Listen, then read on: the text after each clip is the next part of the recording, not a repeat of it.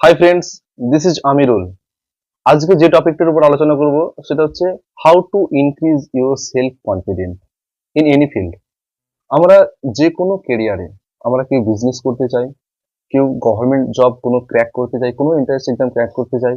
তো আমাদের self confident ওই পার্টিকুলার ফিল্ডে কিভাবে আসবে সে বিষয়ের উপরে আমার নিজের এক্সপিরিয়েন্সের উপর বেশ করে আলোচনা করব। সেলফ কনফিডেন্ট মানে কি?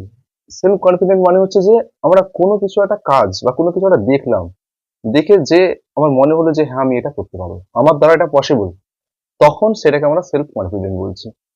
তো এটা না যে আমার কোনো কিছু একটা দেখলাম যেটা সম্বন্ধে আমাদের কোনো আইডিয়া নেই, কোনো নলেজ নেই, কোনো ইনফরমেশন নেই, হ্যাঁ আমি এটা করতে পারবো, this is not self confident. এটা হচ্ছে ওভার কনফিডেন্ট, এটা ভালো না। তো সেই আমাদের সেলফ কনফিডেন্ট কিভাবে নিজের মধ্যে ইনক্রিজ করবো সেটার উপরেই বলবো। আমাদেরকে প্রথমে চুজ করতে হবে যে লাইফে আমরা কি করতে চাই। যেমন ধরো কোনো গভর্নমেন্ট জব এক্সাম ক্র্যাক করার জন্য কেউ চেষ্টা করছে, কেউ কোনো বিজনেস ক্র্যাক করার জন্য চেষ্টা করছে, এনি ফিল্ড। কিন্তু সেলফ কনফিডেন্টটা সব জায়গায় একইভাবে কাজ করে। তার প্রথম ধাপ কি? আমরা যে ফিল্ডের জন্য প্রিপারেশন করছি, ফর এক্সাম্পল আমরা যদি কোনো খেলা নিয়ে ধরি, ধরো ফুটবল খেলা, কেউ যদি ফুটবল খেলা শিখতে চায় প্রথমে তাকে কি করতে হবে? ফুটবল খেলার সমস্ত রুলস দেখতে হবে। তারপরে কি করতে হবে? ওই খেলাটা শিখতে হবে। কাদের কাছ থেকে শিখতে হবে? ওই খেলায় যারা expert, for example Cristiano Ronaldo, Messi, এদের মতো যে প্লেয়ার আছে তাদের খেলা দেখতে হবে, তাদেরকে অবজার্ভ করতে হবে। এবং আমি যে এরিয়ায় থাকি ওই এরিয়ায় আশেপাশে যেখানে কোচিং আছে, যে সব থেকে বেস্ট কোচিং আমার মনে হবে যে 4-5টা জায়গায় আমার প্র্যাকটিস করাই, ওখানে সব থেকে ভালো হবে, ওখানে আমি যাব এবং খেলাটা শিখবো। যখন আমি খেলার নলেজ নিলাম, তারপরে খেলা শিখলাম, তারপরে আস্তে আস্তে ছোট ছোট ম্যাচ খেললাম, তখন আমাদের কি হয়? কনফিডেন্স আস্তে আস্তে বাড়তে থাকে যে হ্যাঁ আমি এবার পারবো। ঠিক তেমনই কোনো এক্সাম, আমরা যদি কোনো একটা গভর্নমেন্ট এক্সাম, বিকজ আমি যেহেতু গভর্নমেন্ট এক্সাম ক্র্যাক করেছি, গভর্নমেন্ট এক্সামটা আমি যদি বলি আমার এক্সপিরিয়েন্সের উপর বেশ করে, গভর্নমেন্ট এক্সামটা আমি কিভাবে ক্র্যাক করব? ধরো কোনো একটা এক্সাম, সেটা তুমি ইউপিএসসি সিভিল সার্ভিস এক্সাম হতে পারে, আমাদের রাজ্যের ডব্লিউবিসিএস এক্সাম হতে পারে, মিসলেনিয়াস এনি হাউ যে কোনো এক্সাম হতে পারে। প্রথমে ওই এক্সামের পুরো সিলেবাসটা আমাকে জানতে হবে, পুরো সিলেবাস, যে এক্সামটার প্যাটার্ন কেমন, ওই এক্সামটা কি আমাদের কাছ থেকে চাচ্ছে, কি এক্সপেক্ট করছে। যখন পুরো সিলেবাসটা জানলাম, এবার দেখবো যে এই সিলেবাসটার রিক্রুটমেন্ট প্রসেস কি আছে। প্রথমে প্রিলিমস, মেন্স, ইন্টারভিউ। আচ্ছা, এই যে প্রসেসটা আছে, এই রিক্রুটমেন্টটা গভর্নমেন্ট কতদিন ছাড়া নিচ্ছে, এই গভর্নমেন্ট যখন এই এক্সামটা রিক্রুটমেন্ট আসে অ্যাপ্রক্সিমেটলি কতগুলো ভ্যাকেন্সি থাকে, এই সমস্ত কিছু যখন আমরা রিসার্চ করবো, এটাকে বলা হচ্ছে নলেজ। এই সমস্ত নলেজকে যখন আমরা নিজেদের মধ্যে ফিড করব, তখন দেখব যে না, এটা আমার দ্বারা পসিবল। আমি, বিকজ আমি পড়াশোনায় আমি জানি যে নিজেকে, যে আমার দ্বারাই এটা সম্ভব। কেউ ধরো খুব এক্সট্রাঅর্ডিনারি স্টুডেন্ট, কোনো ভালো পড়াশোনার ব্যাকগ্রাউন্ড খুব ভালো, যে তার ফ্যামিলি যেখান থেকে সে বিলং করেছে, যে এরিয়াতে সে বিলং করেছে, যে স্কুলে পড়েছে ছোটবেলা থেকে, তার যে পড়াশোনার ব্যাকগ্রাউন্ড এবং তার যে ব্রেন কোয়ালিটি অনেক হাই ফাই, তো সে চাইলো যে আমি কোনো আইআইটি এক্সাম ক্র্যাক করব, নিট ক্র্যাক করব, বা ওর পরেও গ্র্যাজুয়েশন কমপ্লিট করার পরে হয়তো ইউপিএসসি সিভিল সার্ভিস এক্সাম, আমাদের ভারতবর্ষের সব থেকে বড় এক্সাম, কেউ ক্র্যাক করব। তো সেখানে দেখে আমি দেখলাম সিলেবাস যে না, আমি যেরকম আমার পড়াশোনা, যেরকম ব্যাকগ্রাউন্ড, আমার ছোটবেলা থেকে যে সমস্ত স্কুলে পড়াশোনা হয়েছে, আমি যে ফ্যামিলি থেকে বিলং করেছি, আমার দ্বারা ওটা সম্ভব নয়, ব্যাস, দ্যাটস এনাফ। না, এটাও হয়ে গেল একটা পোর্শন।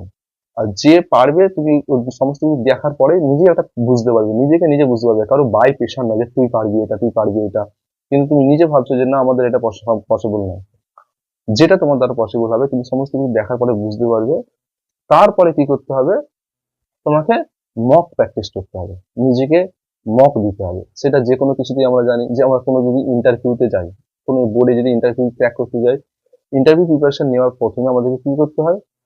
মক ইন্টারভিউ দিতে হয়। কেন দিতে হয়? যে বারবার যখন আমরা মক ইন্টারভিউ দেবো, সেটা আয়নার সামনে নিজে নিজেই বলি, বা আমরা যদি কোনো একটা বন্ধুকে বা কোনো একটা টিচারের সামনে যদি বলি, মক ইন্টারভিউ দিলে কি হয়? আমাদের কথা বলার থ্রোটা ভালো হয়, আমাদের কমিউনিকেশন স্কিলটা বেটার হয়, আমাদের যে মানে কথা বলার ফ্লুয়েন্সিটা ভালো হয়, আমাদের কনফিডেন্সটা বাড়ে, সেই জন্য আমরা দিই। তো সেমন মক টেস্ট দিতে হয়, মক টেস্ট দেওয়ার ফলে কি হবে? কনফিডেন্সটা বাড়বে। তাহলে প্রথমে কি হলো? আমরা নলেজ নিলাম, তারপরে আমরা এক্সপিরিয়েন্স করার জন্য মক দিলাম, মক দেওয়ার পরে আমরা ওই এক্সামটা একবার দেবো। দেওয়ার পরে আমি বুঝতে পারবো যে আমার কেমন রেজাল্ট আসছে। আমি যখন সিলেবাস পুরো ভালোভাবে প্রিপারেশন করে আমি দিলাম, ওই এক্সামের যে নাম্বারটা আসছে আমি বুঝতে পারবো যে হ্যাঁ আমার কোন কারণে এখানে হলো না।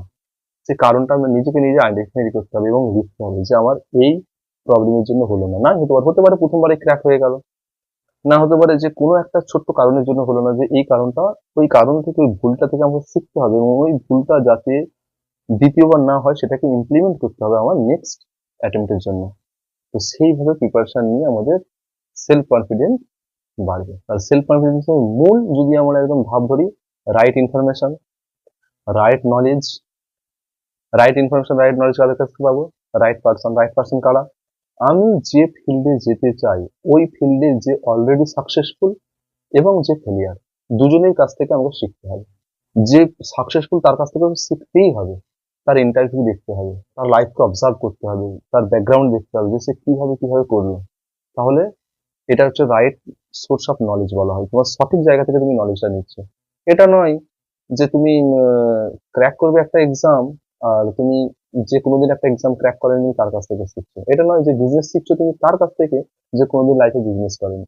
তুমি ফুটবল খেলা শিখছো তার কাছ থেকে যে কোনোদিন ফুটবল পায়ে দেয়নি, সে সবসময় ক্রিকেট খেলেছে। না, তুমি যে ফিল্ডে যেতে চাও সেই ফিল্ডের যে এক্সপার্ট তোমাকে তার কাছ থেকে শিখতে হবে। এবার কথা হচ্ছে, অনেকের প্রশ্ন থাকতে পারে যে আমি যে ফিল্ডে যেতে চাই আমাদের আশেপাশে কোচিং দেওয়ার মতো বা আমাকে শেখানোর মতো কেউ নেই। এখনকার সময় এটা কোনো প্রশ্নই না। কারণ এখনকার সময় তুমি যে কোনো ফিল্ডে যেতে চাও তার জন্য তুমি ফোনে, এই যে হাতে ফোন আছে, তুমি ফোনের মধ্যে সমস্ত তাদের ইন্টারভিউ পেয়ে যাবে। তাহলে তাদের কাছ থেকে আমরা যদি ফিজিক্যালি কানেক্ট নাও করতে পারি, আমরা ভার্চুয়ালি এখন কানেক্ট করতে পারি, তাদের ইন্টারভিউ দেখে তাদের লাইফস্টাইল অবজার্ভ করে আমরা অনেক কিছু শিখতে পারি।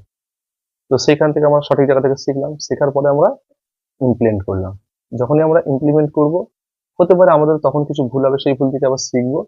শিখে যদি তোমার এই সমস্ত কিছু ঠিক সঠিক প্রিপারেশন থাকে, আমি কোনো একটা এক্সামের ক্ষেত্রে বলছি, তাহলে হয়তো একটু টাইম লাগবে, একটা অ্যাটেম্পটের জায়গায় দুটো তিনটে অ্যাটেম্প্ট লাগবে, কিন্তু ডেফিনেটলি সাকসেসফুল হবে। এই সমস্ত কিছু শেখার পরে যেটা লাগবে সেটা হচ্ছে পেশেন্স। যে হ্যাঁ আমার প্রিপারেশন ঠিক আছে, আমার নলেজ ঠিক আছে, আমার নিজের এক্সপিরিয়েন্স আমি করেছি, এবার পেশেন্স, ওকে ধৈর্য ধরতে হবে। ওখানে পেশেন্সের খুব বড় একটা রোল আছে। কারণ ইমপেশেন্ট হলে হবে না। আমি একটা এক্সাম দিলাম, আমার এত ভালো প্রিপারেশন ছিল, আমার হলো না, কেন হলো না, এই সমস্ত নিয়ে করলে হবে না যে না আমার কেন হলো না, আমার এই কারণের জন্য হলো না। আচ্ছা, এটাকে আমি নেক্সট বারে ইমপ্লিমেন্ট করবো যাতে নেক্সট বারে এই ভুলটা আমার না হয়।